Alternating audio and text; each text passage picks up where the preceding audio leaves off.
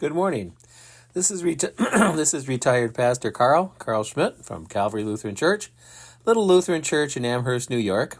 We welcome you this morning. It happens to be the 22nd of September of 2024, the 17th Sunday after the Feast of Holy Trinity in the church here.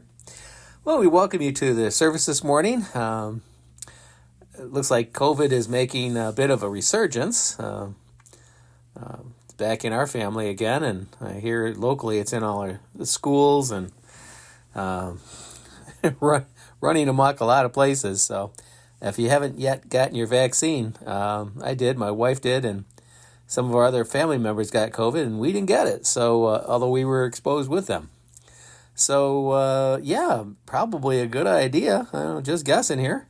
If you don't want to get really sick, apparently this one's real contagious. Anyways, that actually fits in with the gospel text this morning, because the gospel text is about health and healing. It's from the Gospel of Luke, the 14th chapter, verses 1 through 11, and I'm not going to read all of that this morning. I'm just going to read verses 1 through 6.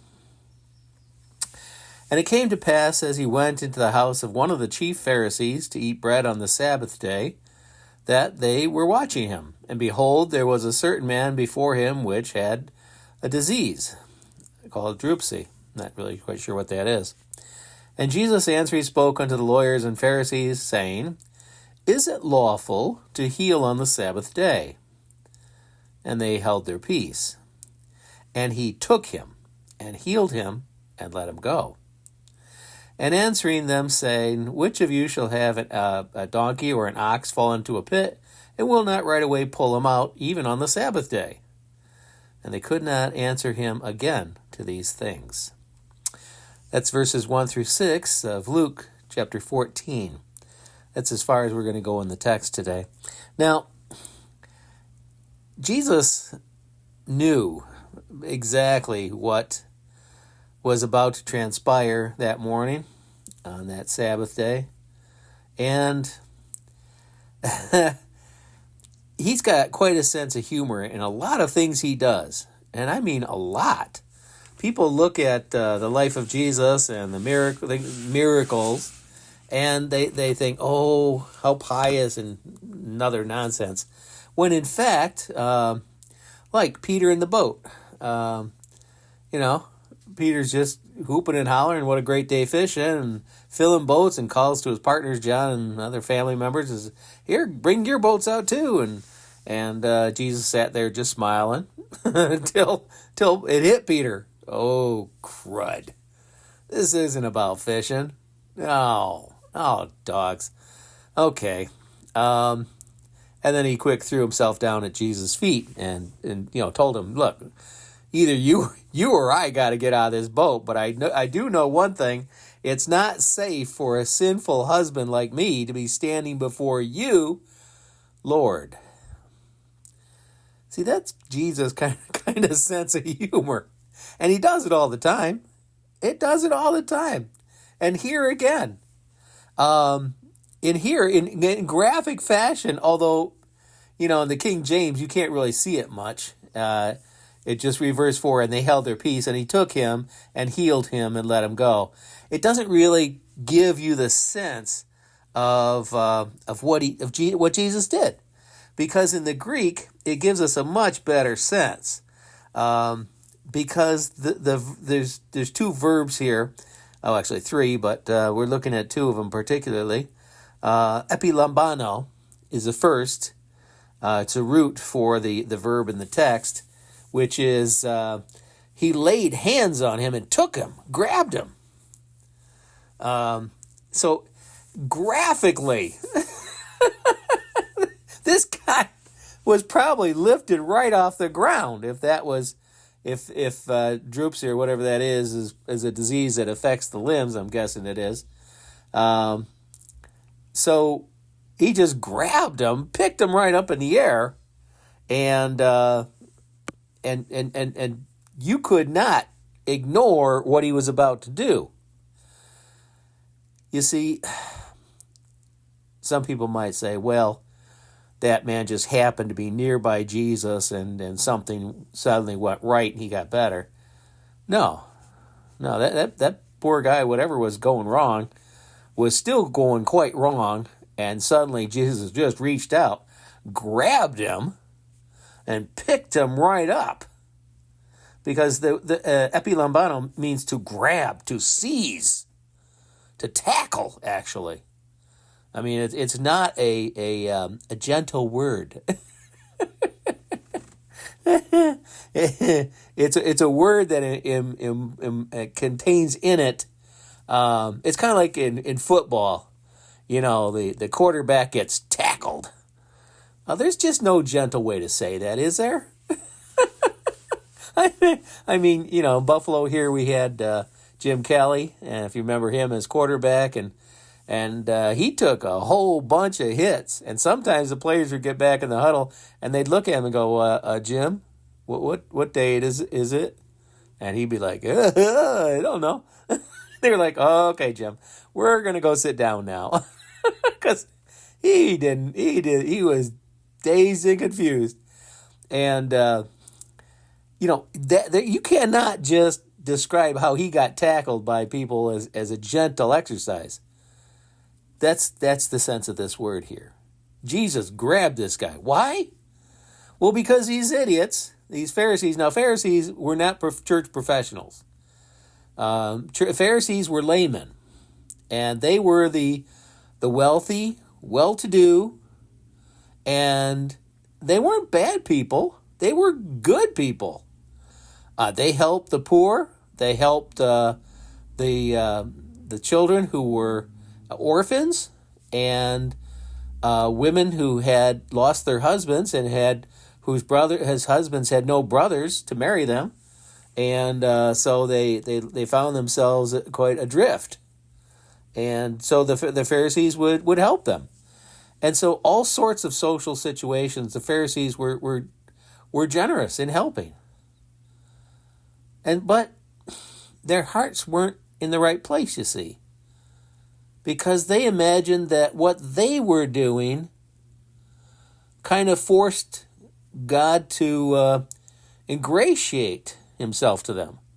That, they were such nice, good living folk and doing such kind, wonderful things that, well, my goodness, how could God not be good to them and choose them and accept them for what they were? They had it all wrong. They didn't get this at all. And what salvation God had planned for the world, including them, wasn't going to be carried out gently. It was going to be a violent clash between God and humans. And God was going to introduce himself into the world. He was going to have his son born of flesh and blood, to be flesh and blood and true God at the same time, called Jesus, born of Mary and of God. And this is the way God, with some violence, entered into the world. And God's plan of salvation also entailed quite a violent ending, as Jesus was then handed over in God the Father's plan to people who were going to put him up on a cross. Now, they couldn't actually kill him. Only Jesus could let his life go or take it back up. But God the Father had decided that he would be crucified there and that his son would have to give up his life. And it would be a horrible, violent situation. It would be awful. And so when Jesus talks about helping and here healing, even on the Sabbath day, these good to do folk who were all satisfied in of themselves, they wouldn't bother answering. Although if it was an animal that made them some money, well, that's a different story, isn't it? As Jesus pointed out. But here this poor guy who had disease of some kind, and back in their day, it's kind of like a lot of today's thinking, if you have some disability or ailment that plagues you, There's a lot of people that look down on you on that and think to themselves privately or otherwise, well, this person certainly isn't in the good graces of God. Otherwise, they absolutely wouldn't be in this state. They thought like that for sure back then. And instead, Jesus focused on him. And so he made a violent gesture, grabbing him, pulling him up, and then healed him. Iomia, to heal, to cure. Whatever had gone wrong, he fixed it. The guy was altogether well and whole, whatever that entailed in this case. And then he sent him on his way. He let him go. There was absolutely no question, by the way Jesus did that, of who did what.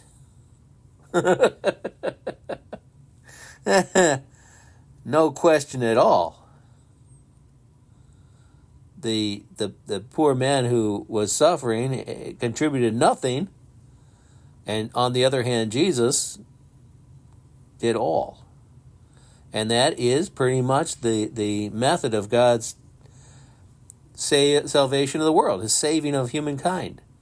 That's what the Pharisees were meant to actually see. King James doesn't bring it out for a hoot. King James does a big disservice. Excuse me. Allergy season. Well, and so the King James does a disservice by not emphasizing how he took him and let him go. That it was seized him would be a better way to translate that. And then released him. But healed him. No one there wondered or had to know how they'd seen it with their own eyes. And they saw the man walk away and go home. And yet, verse 6 says they didn't answer him a thing. They just sat there, stewing in their own stupid. There's a saying among some people that says you can't fix stupid. Well, thinking that you can wallow up to God and present yourself as though you are quite the something is the paramount of stupid. Just as if this guy could hoist himself up off the ground and heal himself, which he couldn't. But God has broken into human history, human destiny, and changed human destiny from doom and loss to gain, from absolute failure to being called the children of God, welcomed by God as family forever, to not only live with God, but to be owners of God's home as children, as family, because he's forgiven our sins. When Jesus died, the Father accepted this as satisfaction for what had gone wrong. And there's no satisfaction we could make for what we are. Not just have done. That's just a stupid way of looking at it. It's more what we've become and are. We're broken in a way that we can't fix. And if you ask me to describe it with the word sin, in the Greek it's armatia, that doesn't even touch it. I don't even know what that word means, actually. Oh, you did something bad, so God hates the world. Really? If you think that's it, let me just tell you, you don't know Jack. That ain't it. That's not it. That's not even the touch of it. But what is it? What is it that the Almighty notices on this little rock in this insignificant little solar system, in this insignificant little galaxy, in this insignificant little corner of the universe? What is it that the Almighty not only notices, but really cares about? And you think it's because you said a bad word? Well, then you're just stupid. That even sounds stupid now, doesn't it? It sounds stupid because it is stupid. That is not it. What is it exactly? I don't know. And the more I'm retired, I retired after 35 years, and I've done this for another 4 years on top, and as emeritus. And I understand it less now than when I first started. No clue. And so the way God presents himself in the world, by what he does and by how he does it, was meant to cue us in to how God works, to how God does what he does. We were supposed to get it. But like these Pharisees, I still hear Christians looking down their noses at other people and dividing humanity up into different groups as though they're in some better group. It's offensive. That's not just wrong, that's offensive. Not to me. I'm just another idiot. But to God, who sent his Son, who died for all, who took away the sin of the world. And you want to rewrite how that works? Wouldn't want to be you. I wouldn't even want to be standing next to you.